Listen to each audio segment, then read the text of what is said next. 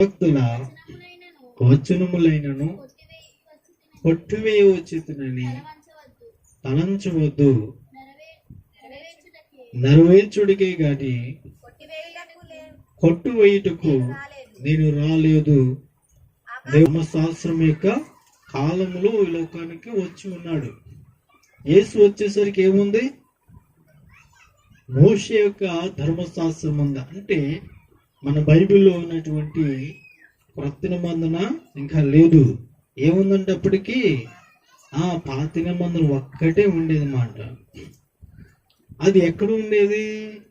ఆ కాలంలో మరి ఆ ధర్మశాస్త్రము మరి ఎక్కడ ఉండేదంటే ఆ మందిరంలో మరి ఉండేది. ఎవరు చదివేవారంటే ప్రత్యేకంగా దానికోసం నియమించబడినటువంటి ఒక వంశం ఉంది. ఏంటి ఆ వంశం ఏంటి? లేవీలు గోత్రం. ఏ గోత్రం అండి?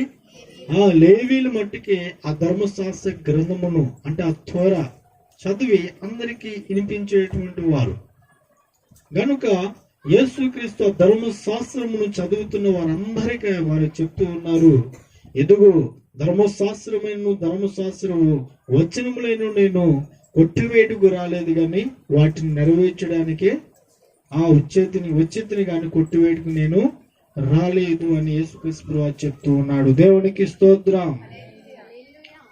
ధర్మశాస్త్రము ఏం చెప్తుంది? ఆజ్ఞ అతిక్రమమే పాపము. ఈ పాపం పోవాలంటే ధర్మశాస్త్రం ఏం చెప్తుంది? రక్తమును చిందించాలి. ఏ రక్తమును? మరి ఇడ్లోకి, మేకలకి, గొర్రెలకి, చతుష్పాత జంతువుల యొక్క రక్తమును చిందించి ఏం చేయాలి? ఒక వ్యక్తి ప్రియులారా తమ పాపుల నిమిత్తము ఆ యొక్క మరి ప్రియులారా ఆ ప్రత్యక్ష గుడారమునికి వెళితే ఒక ప్రియులారా మేకను లేకుంటే ఒక ప్రియుల కోడిని కానీ మేకను కానీ ఎడ్లు కానీ లేకుంటే గొర్రెలు కానీ వధించి వాటి రక్తము ఆ వ్యక్తికి ప్రియులారా ఆ వ్యక్తికి బదులు ఏం చేసేవారు?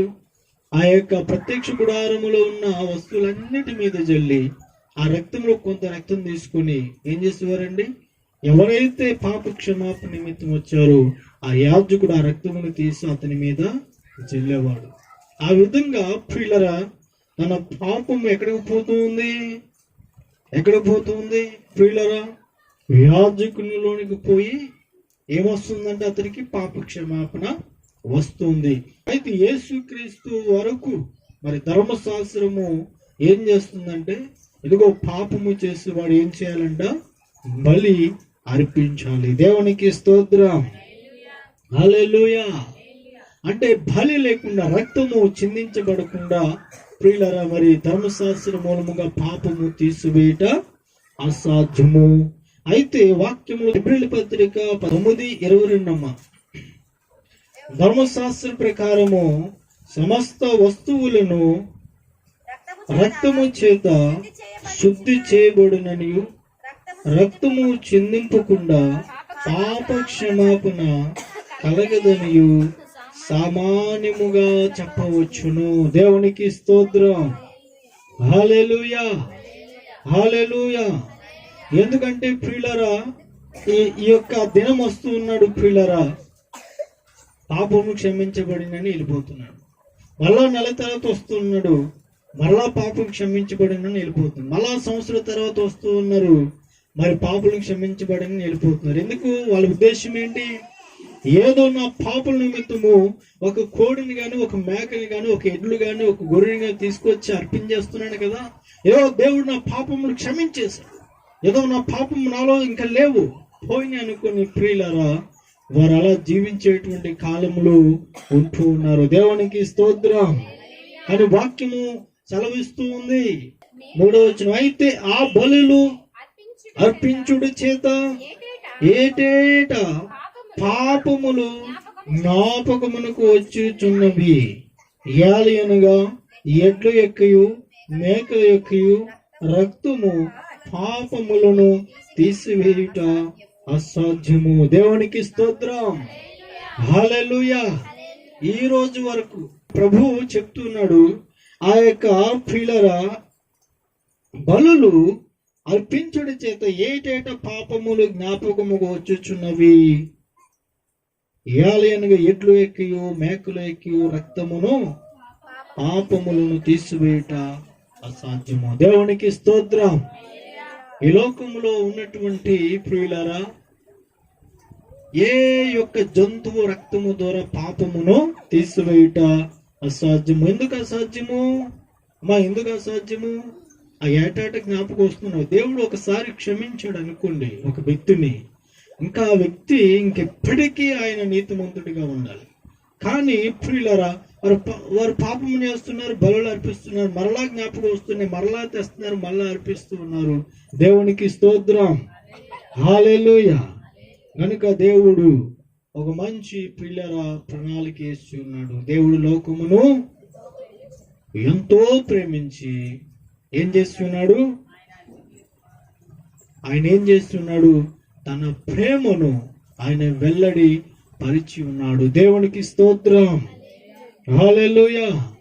ఎలాగంటే యేసుక్రీస్తు ప్రభువారిని ఆయన ఈ లోకానికి ఆయన ఎలా ఆయన ఈ లోకముందు ప్రవేశించినప్పుడు ఇలాగూ చెప్పుచున్నాడు, బలియు అర్పణయు నువ్వు కోరలేదు గాని నాకు శరీరమును అమర్చితివి, పూర్ణ హోమములను పాప పరిహార్థ బలులను నీకిష్టమైనవి కావు.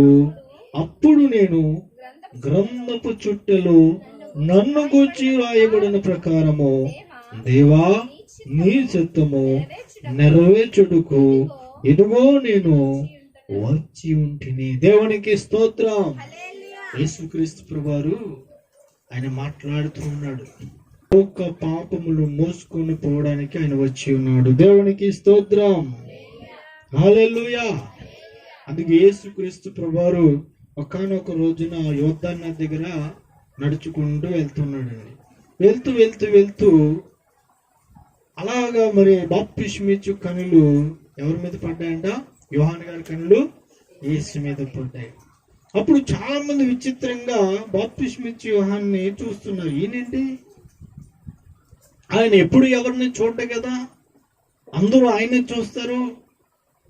ఆయన శిష్యులు కూడా ఆశ్చర్యపడి అలాగే ఏదో బాప్తిస్మిచ్చు యోహాను ఏదో చెప్పబోతున్నాడని అలాగ తీక్షణంగా అతనిపై దృష్టిని నిలిపినప్పుడు ఆయన అంటున్నాడు, ఇదిగో లోక పాపమును మోసుకొని పోయే దేవుని గొర్రె పిల్ల. దేవునికి స్తోత్రం. హల్లెలూయా. ఆయనే ప్రియులారా ఒక ప్రియులారా దేవునికి మరి ఒక గొర్రెగా ఈ లోకానికి వచ్చినట్టు మనము చూస్తూ ఉన్నాము. దేవునికి స్తోత్రం. ఎందుకంటే ప్రియులారా మరి దేవునికి ఒక శ్రేష్టమైన మరి నిర్దోషమైన నిష్కలంకమైన మరి ప్రియులారా అర్పణ ఈ లోకంలో ఎక్కడ ఆయనకు దొరకలేదు. అందుకే ఆయన పుట్టినప్పుడు ఒక ప్రవచనం ఉంది. ఏలయనగా మనకు శిశువు పుట్టెను, కుమారుడు అనుగ్రహింపబడెను, ఆయన భుజం మీద ఎంత భారం అండి. ఏంటంట భారము? రాజ్యములు కొదకు భారం ఉంది. ఏంటా భారము? ప్రియులారా పాప భారము. దేవునికి స్తోత్రం. అదందరూ మోస్తూ ఉన్నారు. ఈ భారములన్నీ ప్రభు ఆయన మీద వేసుకుని ఉన్నాడు. ఆయనకి యేసుక్రీస్తు స్పష్టంగా మనతో మాట్లాడుతూ అనేకులు ప్రతిగా పాప క్షమాపణ నిమిత్తము తన ప్రాణమును పెట్టుటికి లోకానికి ఆయన వచ్చి ఉన్నాడని చెప్పాడు. దేవునికి స్తోత్రం. ఆయన బ్రతుకున్న ఆ రోజులు శిష్యులతో మాట్లాడుతూ ఉంటాడు. ఇదిగో మన యెరూషలేమును ఎలబోతూ ఉన్నాం, ఇదిగో మనిషి కుమారుడు ఆ పాపుల చేతకి అప్పగించబడతాడు, ఎదుగో వారు అతనిని దేనికి అప్పగిస్తారంట? మరణమునకు అప్పగిస్తారు. ఇదిగో నేను చనిపోతాను, మళ్ళా 3వ దినమున నేను లెగిస్తాను, మీరు నన్ను చూస్తారు గలిలయ అని చెప్పాడు. దేవునికి స్తోత్రం. హల్లెలూయా. అని స్పష్టంగా ప్రియులర తను తాను దేవునికి ప్రియులర అర్పించుకున్నట్లుగా మనం చూస్తూ ఉన్నాము.